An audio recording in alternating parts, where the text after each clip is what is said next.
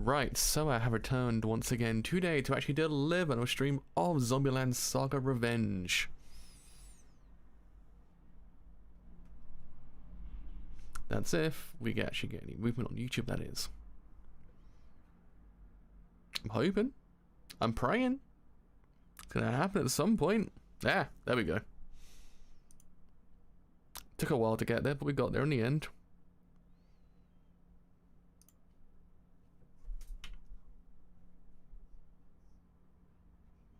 Actually, are good to go. To kind of test if my audio was working fine because I saw some peaks, bro. Not a good kind of peak. It's not peak fiction. It's peak audio, which is actually not good. But anyway, yes, actually have retouched episode 3 of Zombieland Saga Revenge. As we know, episode 2 was once again really damn good. It was actually one of those episodes that actually really does heighten this idea that this show is just so freaking fantastic. Like, man, the entire thing with Saki actually was kind of very sweet. It was the idea of like passing the torch in a way, and I kind of appreciate that because again, it's one of those things that all the characters in this show had their lives cut short. So it's one of those things that it's depressing to see what could have happened to their lives had they actually lived.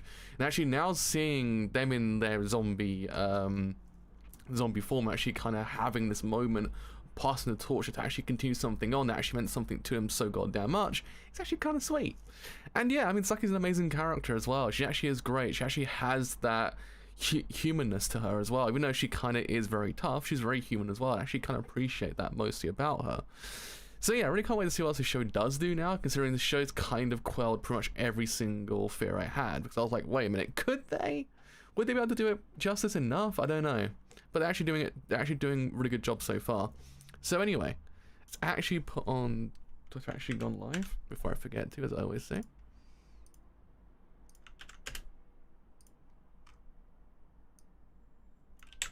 Oh, god damn it.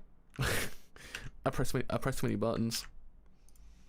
Right, we actually are good to go. So there's actually a show on the road. It starts this thing in 3, 2, 1. It starts this thing absolutely now. I get caught to my headphone cable as well because it's so goddamn long.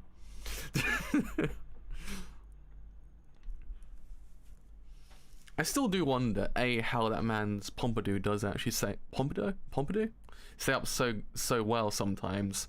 Also, how he stays on a car as well, while also not having a seatbelt and also being on the front of it. Because by all accounts, at that point, you'd be flying, or be full of bugs.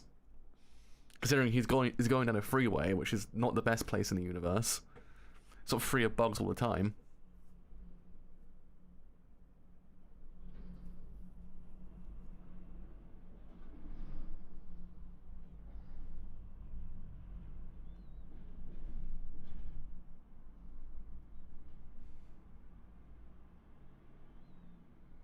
So we also get Best Girl as well. We also get Best Girl.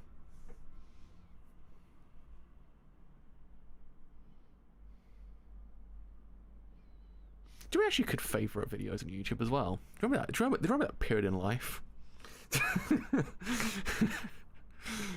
Man.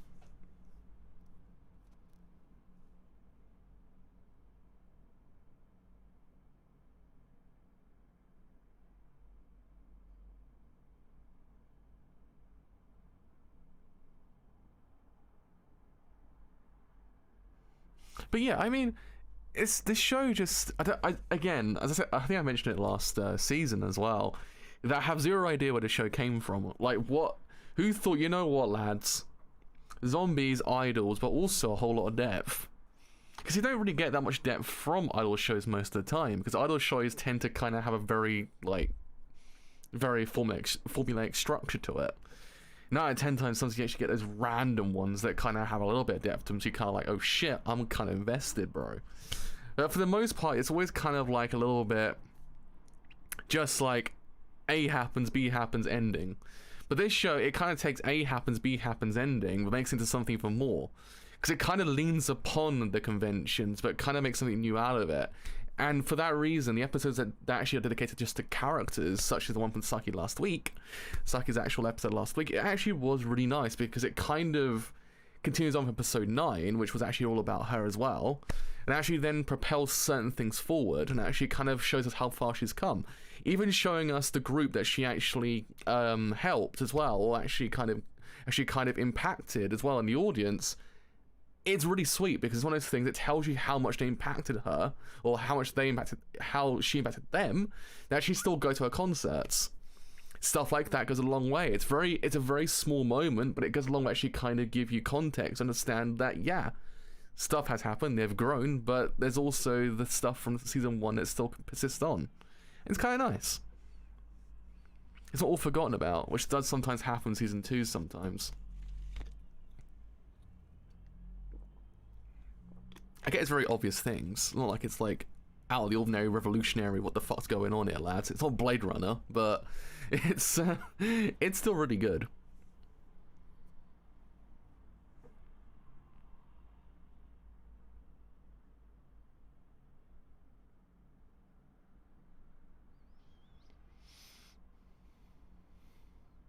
Well, I mean, that's still an audience, though.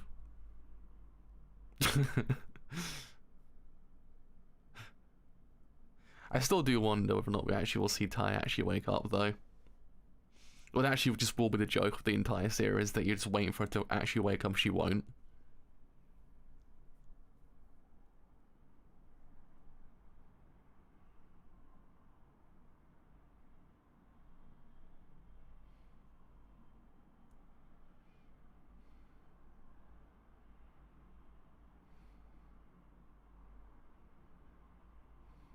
See, I don't think this show would work as well if it wasn't for the actual characters as well, to be honest.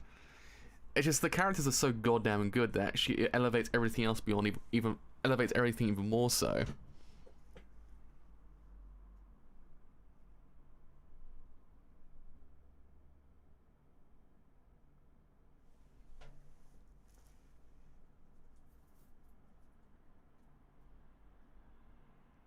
And what actually will be an eye-centric episode?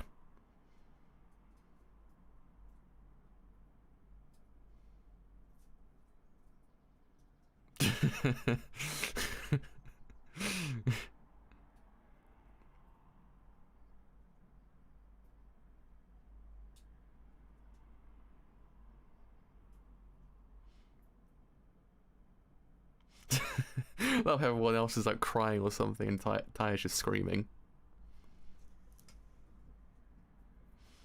I think that whole entire scene is like the best representation of my brain during like anything.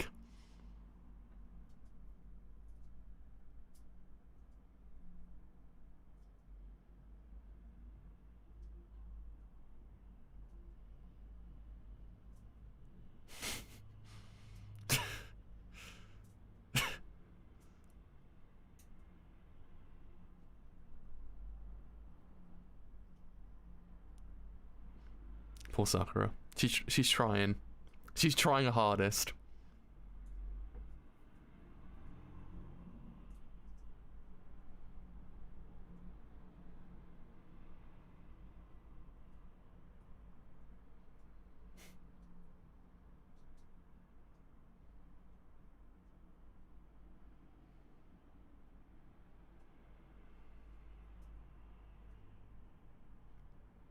You know, for a second there, I was like, is this a Full Metal Jacket reference? I was like, I don't know whether or not this anime can get that esoteric, to be honest.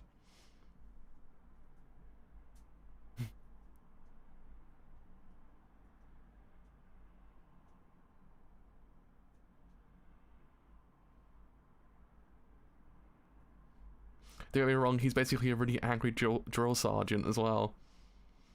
So I'm just like, is it? Am I going nuts here? I don't know.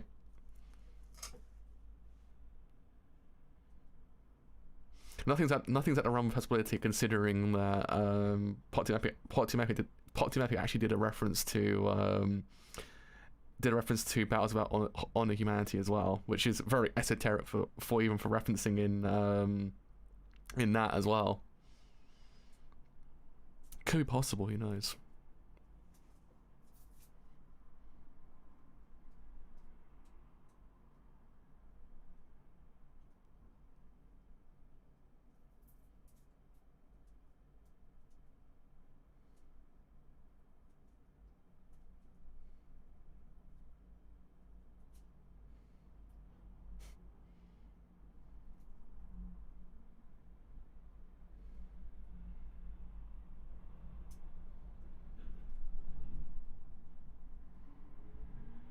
Does he actually listen anyway, though?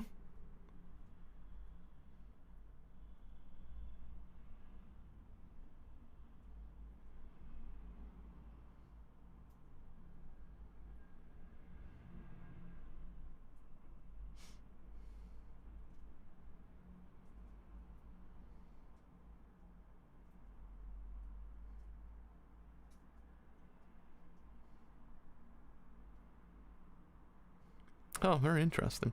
Very cool, interesting. Very cool, very interesting. Yeah, the show's actually got a very interesting, like, plot progression. The more I think about it, I'm like, wait a minute, the show's actually progressing in a very interesting manner. What the hell's going on here?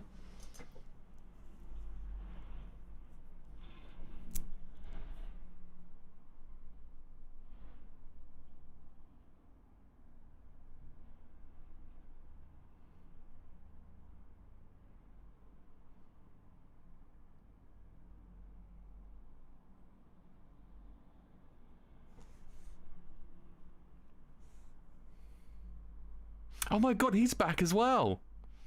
The detective! Or the journalist. He's actually a journalist, actually, not a detective.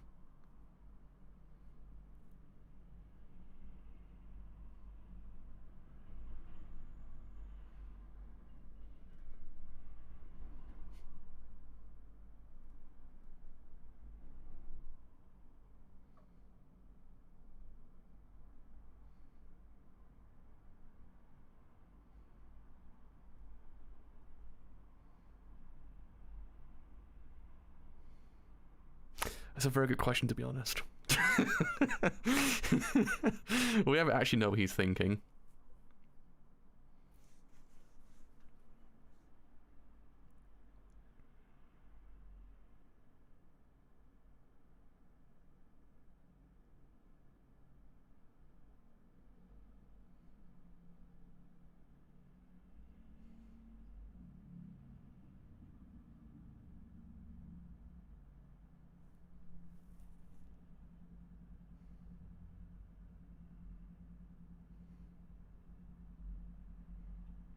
It's always been that, like, it's always been that point of contention whenever one of the idols actually kind of does their own solo stuff as well.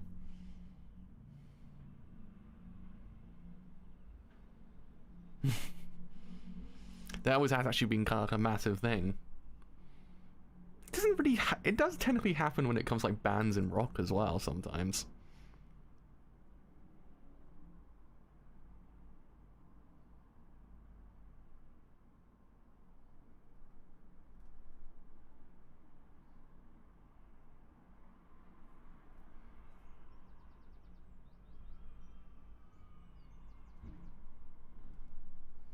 Because if I remember correctly, Slash joined Velvet Revolver at one point. If I remember. If I'm not mistaken, actually. If I'm not mistaken, my guitarists.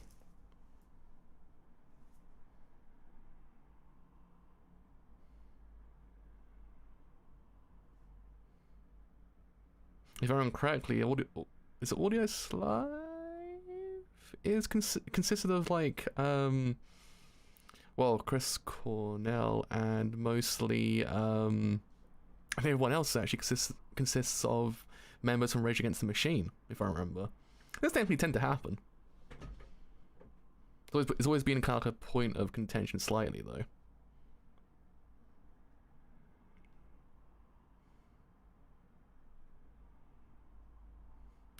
Sorry if I'm on a tangent about rock music as well.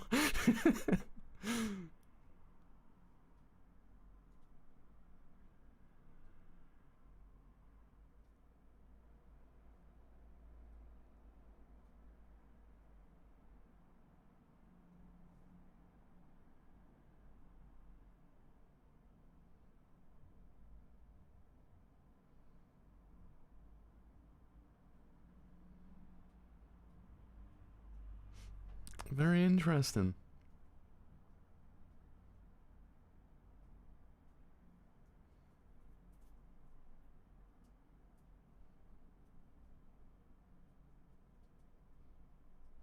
Kind of like the idea of actually how it also looks at the idea of pressure as well, because again, it's nothing out of the ordinary. It's not like, holy shit, what the fuck, man, where's this come from kind of idea. It's appreciative.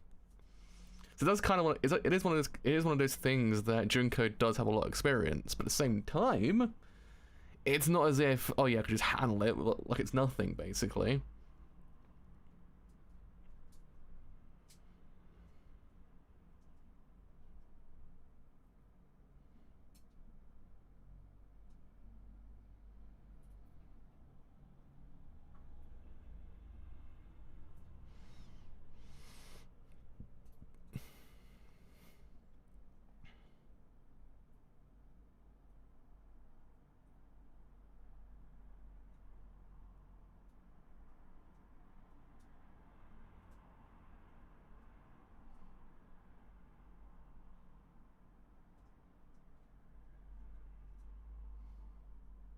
Man, do you remember home pages as well? Do you remember websites? When everything, where websites actually could in theory like drive your traffic quite well. Actually, now it's just YouTube. Mostly now, or Twitter, or Instagram, or places like that.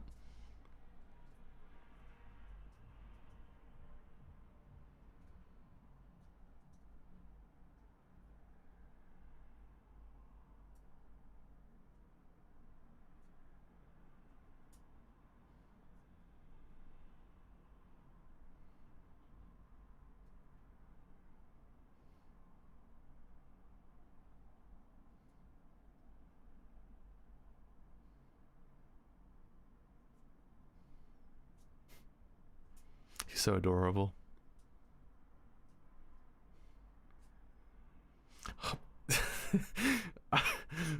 It gives me anxiety sometimes I see someone actually unplug a PC. I'm like, wait a minute.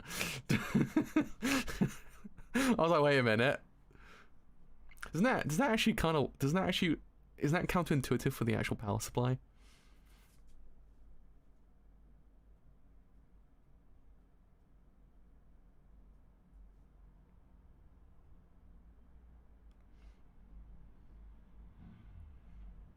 Yo, they making music.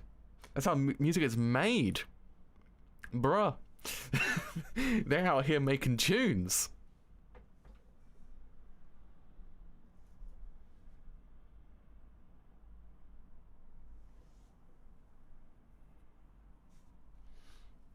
So their idea of impact was actually kind of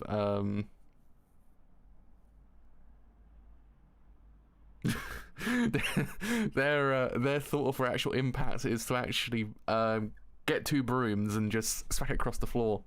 I respect that, actually.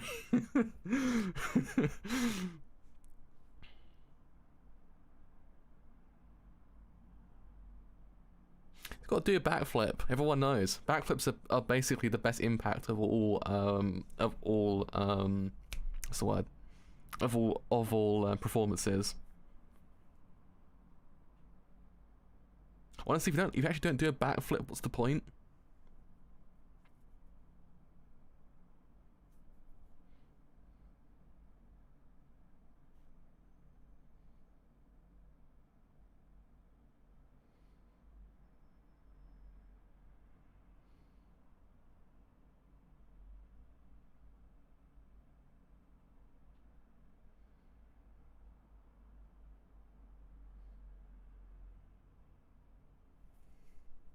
Interesting.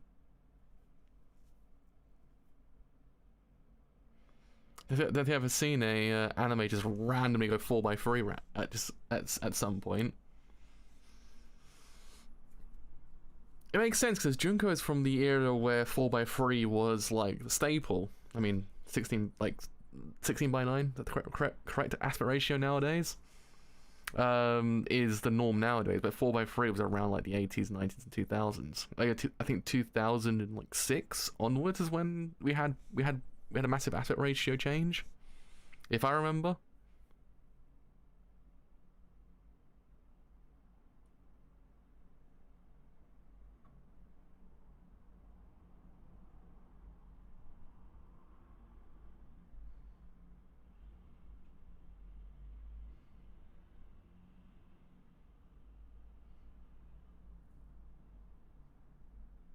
For a second there, I thought my screen was like, wait a minute, what's happened to my screen? I realised my screen's widescreen, so it still letterboxes everything. So I say, my screen went weird just then.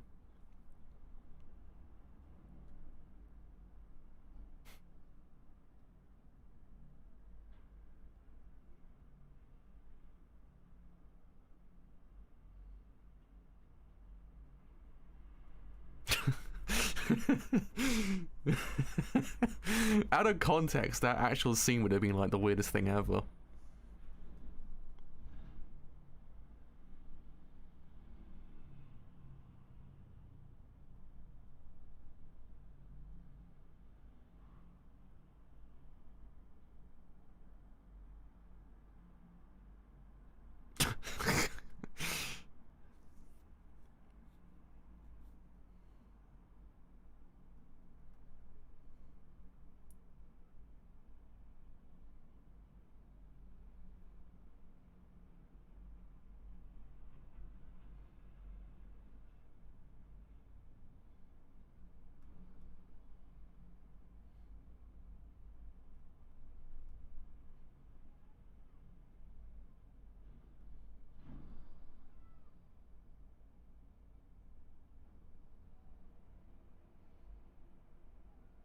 See, Sakura actually comes along, actually kind of gives the best pep talks in the universe as well.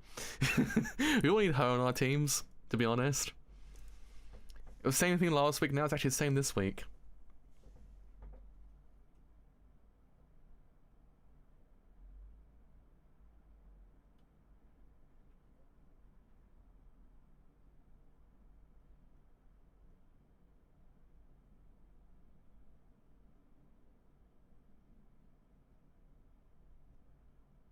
And the show is so adorable.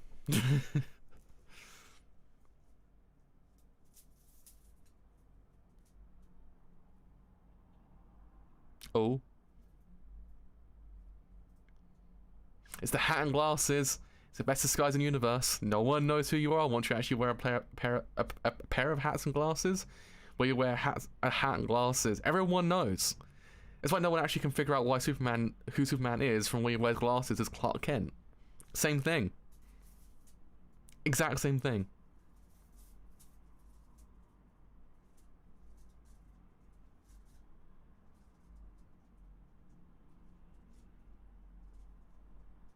Oh no. Oh no, that's not a good vibe. Not good vibes, bro.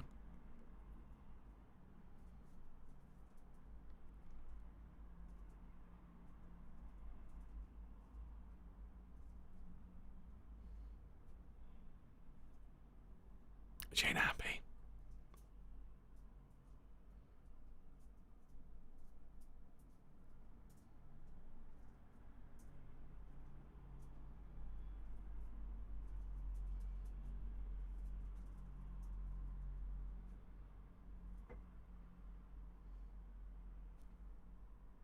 Oh shit.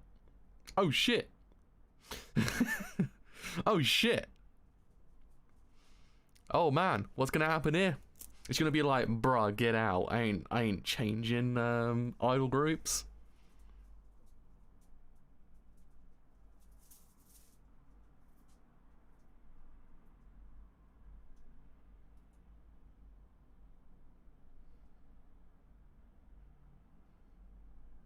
No one will know who she is because she's wearing glasses and a hat. No one will know who she is. That's how you blend in perfectly.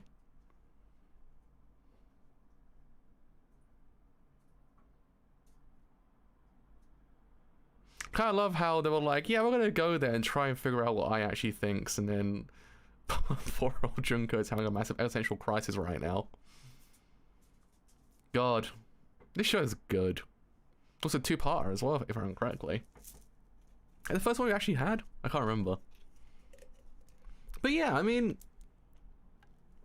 I do actually like how the show does examine the concepts of like pressure, and subsequently also the idea of actually, subsequently also the idea of like what it's like to actually kind of like move on, and actually what could happen then, and the idea of actually kind of keeping true to yourself. Because again, yeah, don't get me wrong, stuff like that does actually tend to happen quite often. The idea of actually like someone coming to a very tantalizing offer, say the word correctly, I went really British just then, very tantalizing offer, and actually kind of says, oh, I want you to join us, and actually then you'll be at the top. And they're like, yeah, but it betrays who you are, technically speaking. It's not a good vibe in the end, is it? Because you're betraying your true self. As I do in Persona 4, you got to pursue your true self, not betray it. So I like how this show's dealing with that whole entire concept, especially from a perspective of I actually being someone who was very prominent as well, and also subsequently also Junko as well. I like how it's from both perspectives. That's actually quite the interesting development that we don't see very often. So again, it does make sense. Junko has the most experience, and also I is quite experienced as well. This is one of those things. Actually, I'm very interested to find out what does transpire.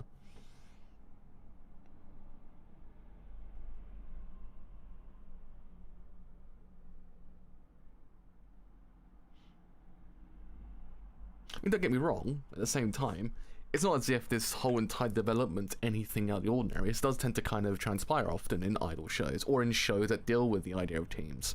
Because teams is always one of those things that someone will come along and be like, bruh, join us. Like, it's a trade-off for Indian, isn't it? It's a trade-off for meme in the end, isn't it? That's how it works. This whole entire thing is basically a trade-off for meme that's been going around recently, but on a kind of like more massive scale. But I like what it's doing because, again, it's looking at the idea of pressure as well, because, again, if, say, I, hypothetically speaking, metaphorically speaking, moves on, Junko then takes the reins. Actually, then she has to kind of then subsequently also shine brighter than I did, and actually the pressure that kind of comes along with everything like that is actually, it's almost a domino effect, because the exact same things happen with Iron Frill as well. How she has to shine brighter than I did ever, so she actually has to put in more effort because of it. And it kind of then tells you how scary the actual industry actually truly is as an actual place, because again, a lot of these things tend to actually kind of be that if someone leaves who's very prominent, it does then feel like someone massive has left. You see it with rock bands. They always say like they always say, oh, this band wasn't the same after X left. It's like with Red Hot Chili Peppers when John Frusciante, is that how you pronounce the second name, left. Red Hot Chili Peppers actually got replaced. Everyone says after that point the Chili's weren't the same, even though I still do like post Frusciante Chili Peppers, but still, the thing still kind of does remain. When someone leaves an impact on said place, once the person leaves, you do notice it, and it's one of those things that does then kind of put more pressure on that person, actually kind of then fill the void. And so sometimes it actually doesn't work out. The pressure does get too much, and now we're kind of seeing it. Junko's kind of at the center of it all as well. And yeah, I mean, it's quite interesting what has happened, because again, we actually have the prospect of a solo career as well, which again does happen. Don't get me wrong, we've seen very much the idea of solo careers kind of prosper from bands or from idol groups as well. I've seen it a few times, if I remember correctly. So it's one of those things. It's not an exactly new concept, but I like how it's doing it here.